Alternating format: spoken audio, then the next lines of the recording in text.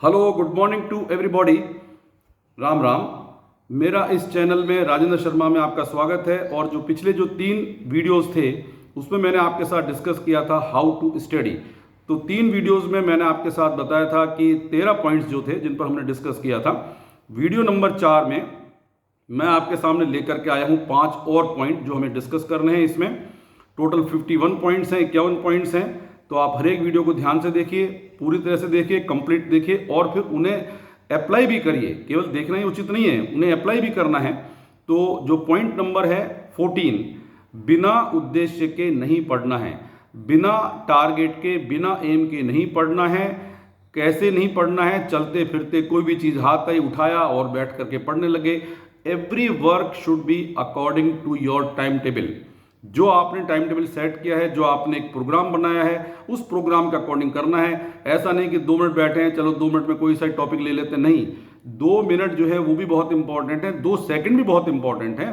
तो किसी भी चीज के लिए आप इस तरह से नहीं कर सकते कि मन में आए जो चीज आपने पढ़ ली है, बिना टारगेट के, बिना उद्देश्य के, बिना एम के कोई भी सब्जेक्ट, कोई भी टॉपिक उठा करके नहीं पढ़ना है।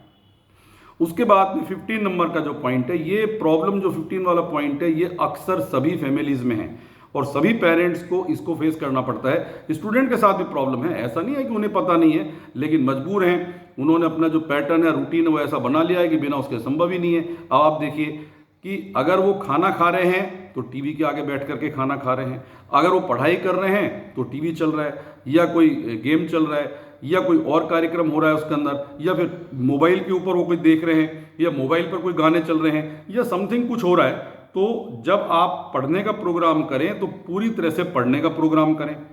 टीवी देखने का प्रोग्राम करें तो पूरी तरह से टीवी देखने का प्रोग्राम करें। जब मोबाइल देखना है तो पूरी तरह से मोबाइल काम करें। यानी कि जो भी काम करें, एक काम पूरी तरह से कॉन्सेंट्रेट होकर के करिए। आप टीवी आधा घंटा देख रहे हैं तो वो भी आनंद के साथ पूरे कॉन्सेंट्रेट होकर आराम से आधा घंटा टीवी देखो ना। केवल पढ़ते समय टीवी देखना, टीवी देखते समय पढ़ना, मोबाइल के समय पढ़ना, खाना खाते समय टीवी देखना, it is totally not allowed. तो पढ़ते समय टीवी के आगे बैठ करके नहीं पढ़ना, मोबाइल को लेकर के नहीं पढ़ना, या कोई म्यूजिक वगैरह नहीं सुनना, या कोई इस तरह की चीज नहीं करना जिसको कि आप लेकर के बैठें और उसके रिजल्ट्स बेटर नहीं आए। ना तो आप टीवी देख पाएंगे, ना मोबाइल देख पाएंगे, और पढ़ तो बिल्कुल ही नहीं पाएंगे। सिर्फ वो दूसरों को इंप्रेस करने के लिए, दिखाने के लिए कि चलो मैं पढ़ रहा हूँ। और अक्सर ऐसा कई बार होता है कि जैसे पेरेंट्स आते हैं, कोई आते हैं, तुरंत ही मोबाइल को बंद कर देते हैं और फिर पढ़ने लग जाते हैं। तो ये जो धोखा आप दे रहे हैं ना, ये धोखा किसी को नहीं दे रहे, आप स्वयं को धोखा दे रहे हैं। आपकी लाइफ खराब हो रही है और आपकी लाइफ ही बर्बाद हो रही है। तो बेटर है कि टीवी और मोबाइल के साथ रह करके, कोई म्यूजिक सिस्टम के साथ रह करके आप उस कार्य को नहीं करें। पढ़ना है तो केवल पढ़ना है, टीवी देखना है तो केवल टीवी देखना है। इसके अलावा अगला जो पॉइंट है 16 नंबर का, आपके पढ़ने की जगह है, उस जगह पर ही बैठ करके पढ़ें। ये नहीं कि आप बेड पर बैठ कर पढ़ें। अक्सर क्या होता है कि बेड पर लेट जाएंगे, कॉपी हाथ में ले लेंगे, बुक हाथ में ले लेंगे और उसको जस्ट रीड कर रहे हैं। फिर आपका ध्यान अंदर ही अंदर कहाँ जा रहा है कोई पता नहीं। आप दिख रहे हैं कि आप पढ़ रहे हैं, लेकिन अंदर ही अंदर आपका ध्यान कहीं और जा रहा है, कंसंट्रेशन आपका है नहीं, दिमाग इधर उधर दौड़ रहा है।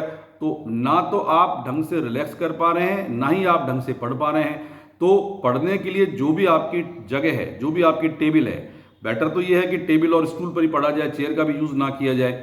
जो जितना ज़्यादा आप रिलैक्स करेंगे, जितना ज़्यादा आप आराम लेंगे, बॉडी उतना ही रिक्वायरमेंट ज़्यादा करती जाएगी।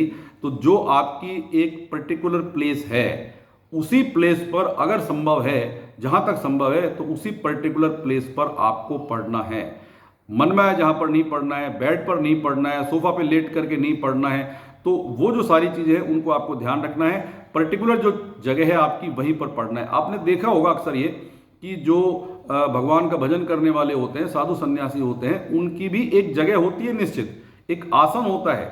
उस आसन पर बैठ करके ही वो कॉन्सेंट्रेट करते हैं। ये नहीं कि मन में जहाँ बैठ करके पढ़ने लगे, मन में जहाँ बैठ करके वो ध्यान करने लगे, ऐसा नहीं है। एक पर्टिकुलर जगह है। आपके भी घर में मंदिर है, मंदिर के आगे जगह है, तो जो भी पूजा करते हैं तो मंदिर के आगे बैठ के पूजा करते हैं ना। ये नहीं कि हम रसोई से पूजा कर रहे हैं, ये नहीं कि बाथरूम से पूजा कर रहे हैं। तो ऐसे ही आपके पढ़ने की जगह है। आपकी पढ़ने की जगह एक फिक्स है, टेबल स्टूल है, जहां भी है उस पर आपको बैठ करके पढ़ना है। बेड्स पर, लेट कर, सोफा पे ऐसा आपको नहीं पढ़ना है। तो this is very important point कि जो नियत जगह है, प्लेस है, वहीं पर आप पढ़ेंगे। उसके बाद 17 नंबर का पॉइंट है, it is also very important. एक पुरानी कहावत है, early to bed early to rise, यानी कि जल्दी टाइम से सोइए, जल्दी उठिए। आप देखिए रात को आप 12 बजे तक पढ़ते हैं और उसके बाद सुबह 8 बजे तक उठते हैं, तो बेटर है कि 12 बजे की जगह आप 10 बजे तक पढ़ें और सुबह 8 बजे की जगह 6 बजे तक उठें आप उसमें। तो पढ़ने का टाइम ड्यूरेशन आपका उतना ही जा रहा है, लेकिन आप रात को ज़्यादा पढ़ रहे हैं, सुबह नहीं पढ़ रहे हैं। तो देखिए एक नॉर्मल सी बात है, भगवान ने रात बनाई है सोने के लिए, दिन बनाया है काम करने के लिए, तो फिर आप अगेंस्ट द नेचर क्यों जा रहे हैं? और नेचुरली अगेंस्ट द नेचर जाएंगे तो उसके रिजल्ट फ्रूटफुल नहीं आएंगे। तो और ये भी एक सत्य बात है कि जब हम सुबह उठते हैं, यानी कि रात भर की पूरी नींद लेने के बाद में जब हम सुबह उठते हैं, तो उस समय हमारा ब्रेन एक्टिव होता है, ब्रेन फ्रेश होता है, हमारे ब्रेन में कितनी सारी हजारों नई सेल्स बनती हैं जो कि एक्टिव होती हैं और मेमोरी के लिए हमारे लिए वो बेस्ट टाइम होता है। तो early to bed early to rise, जल्दी पढ़ने के लिए आप जो रात को सोना है जल्दी सोइए और सुबह जल्दी उठिए।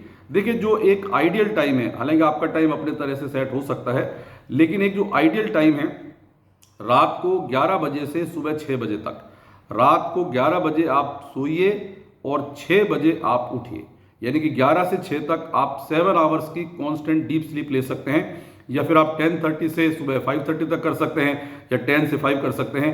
लेकिन मेरे हिसाब से 11 बजे के बाद पढ़ना उचित नहीं है, उसके बेटर है आप सुबह उठ करके पढ़ें, और जल्दी से जब आप सुबह उठ करके पढ़ेंगे तो आपको महसूस होगा कि चीज़ें जल्दी याद होती हैं, आपका कॉन्सेंट्रेशन होता है, सुबह के टाइम डिस्टर्बेंस नहीं होता है, किसी तरह की कोई डिस्टर्बेंस वाली चीज़ आपके सामने नहीं होती है, अधिकतर सोए रहते हैं, तो उस टाइम के अंदर आप बेटर तरीके से खुद को पढ़ सकते हैं। तो early to bed early to rise, it is very important, it is must to obey it. उसके बाद में 18 नंबर का पॉइंट है, अगर आपको चीज़ें याद नहीं हो रही हैं, अगर आपको चीज़ें याद करने में मुश्किल आ रही है, तो पढ़ने का एक तरीका और होता है, बोल बोल करके धीमी आवाज़ में पढ़ें, तेज आवाज़ में नहीं पढ़ें। ज़्यादा तेज आवाज़ में पढ़ेंगे तो थक जाएंगे आप, आधा घंटे में 1 घंटे में आप थक जाएंगे, क्योंकि बोलने से आपकी एनर्जी निकलेगी। तो बेटर है कि चीज़ को धीरे धीरे बोल बोल करके पढ़ें। जब आप बोल करके पढ़ेंगे तो नेचुरली आपका ध्यान उस स्टडी मटेरियल पर होगा, आपका ध्यान नहीं भटकेगा इधर उधर, क्योंकि बोलते समय आपका मन और आपके विचार एक ही जगह होंगे, और आप मन ही मन में आप पढ़ते रहें तो आपको पता ही नहीं लगेगा। कई पैराग्राफ आपने पढ़ लिए, कई पेजेस पढ़ लिए, और आपको पता ही नहीं लगा कि आपने क्या पढ़ा क्या नहीं पढ़ा, क्योंकि आप फिजिकली तो चीज़ें पढ़ रहे हैं लेकिन मेंटली आपका दिमाग इधर उधर गया हुआ है। तो अगर आपको चीज़ें याद नहीं हो रही हैं, अगर आपको याद करने में डिफिकल्टी हो रही है, तो धीमी आवाज़ में आप धीरे धीरे बोल करके भी पढ़ सकते हैं। तो ये पॉइंट नंबर 18 मैंने आपके साथ डिस्कस किया। तो इस 4th वीडियो में मैंने आपके साथ में 4-5 पॉइंट डिस्कस किए हैं। बिना उद्देश्य के एम नहीं पढ़ें, एक बिल्कुल टारगेट लेकर के पढ़ें। टीवी मोबाइल के साथ नहीं पढ़ें, टीवी अलग मोबाइल अलग, पढ़ने का काम अलग। नियत जगह पर पढ़ें, जो आपकी फिक्स प्लेस है वहीं पर पढ़ें, मन में आ जा नहीं पढ़ें। टेबल स्टूल जो भी आपने स्टडी जगह बनाई है वहाँ बैठ करके पढ़ें।